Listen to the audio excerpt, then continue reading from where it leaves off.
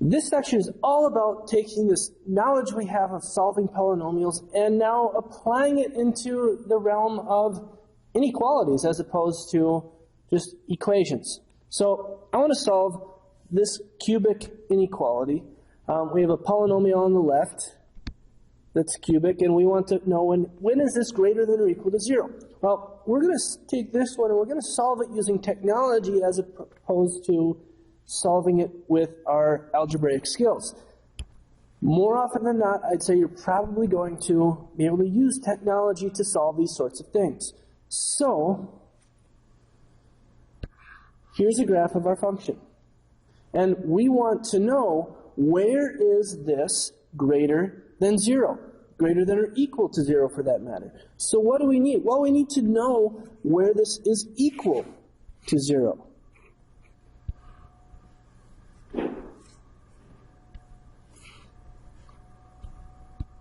So we can use the calculator to do this for us.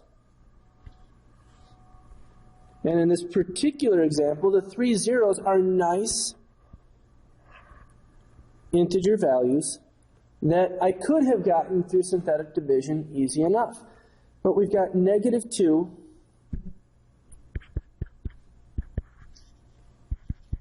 x equals -1, x equals 4. These all make this left side equal 0. I want to know where it's greater than 0. So here's a number line for the x-axis. Where is this curve above the x-axis? Where is it greater than 0? Where is it up here? So let's go back to our graph. Well, it's above in between these and beyond the 4. So if I go back to my number line, my left side is positive in between there. It's also positive for the x's over there. My graph is negative everywhere else. My f of x values, my y values are negative in these regions along the x-axis. So how can I describe this? In interval notation, x is an element of -2 to -1, inclusive because we're or equal to, union, so or 4 to infinity, and infinity gets non-inclusive. So there's our solution. It's an inequality statement. We could also say -2 to -1, or x is greater than or equal to 4. Either one of these say the same thing. Second example, we want to solve this inequality. So we no longer have an or equal to, but we still approach it the same way. What I'm going to do is I'm going to get this thing so it is equal to 0. So 0, and I'm going to have the leading coefficient be positive. I think it's a little bit more manageable. So I'm going to move everything to the right-hand side. 5x cubed plus 4x squared plus 4x minus 1. Okay, so let's talk P and Q, rational root theorem.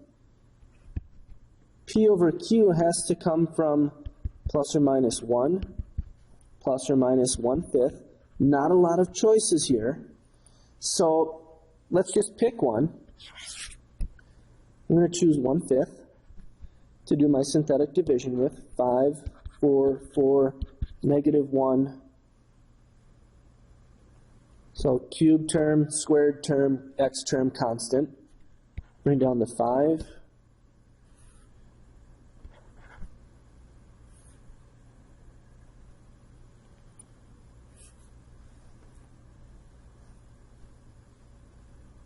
And then this would be 1 also. 5, 1, remainder of 0. So 1/5 is a root of this polynomial. So I can write it now as x minus 1/5 times 5x squared plus 5x plus 5. Okay, that's great. If I hadn't picked 1/5 here, try something else. There's only 4 choices, so we pick one. If it works, we go with it. If we don't get a remainder of 0, we try again. And now that I have a quadratic, now I can start using my quadratic skills. I'm going to factor a 5 out. X squared plus x plus 1. Now that quadratic, I want to know when is this going to equal 0. I want to find my sort of boundary points where this curve is going to pass from positive to negative. So this quadratic, it's not factorable anymore, but I am very curious when x squared plus x plus 1 equals 0. I know when this factor equals 0, it's 1/5. What about this other one? So let's use the quadratic formula.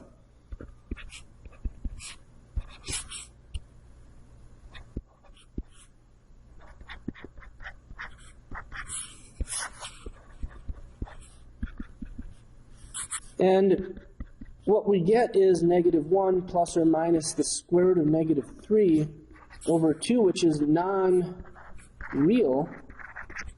When we're looking at the zeros, when we're looking at a graph, when we're looking for what makes us greater than 0, we're talking about real numbers. So when I create a number line here, 1/5 is the only real root. That's the only place where the graph will cross the x-axis. The question becomes, where is it positive? Where is this curve going to be positive? And if let's pick, say, I don't know, 0 is always a nice number. If I put 0 into this factor, that factor is going to be negative. So 5 times a negative number times 0 squared plus 0 plus 1, that's a positive. So this side over here is a negative answer.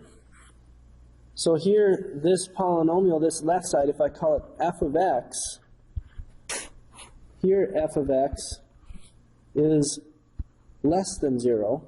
If I plug in, say, 1 minus 1/5 is positive, so 5 times a positive number, and then 1 squared plus 1 plus 1, that's another positive number.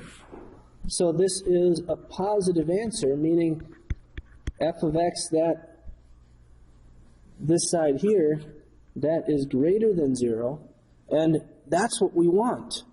So our solution here, our solution set is that x is greater than, not or equal to, 1/5. Or in interval notation, we could say x is an element of the open interval from 1/5 to infinity. So we've seen one example using a calculator approach, one example using our rational root theorem. In the next section, we're going to beef it up a little bit more and look at another example where it's a little bit more complicated, and we're going to see that's okay.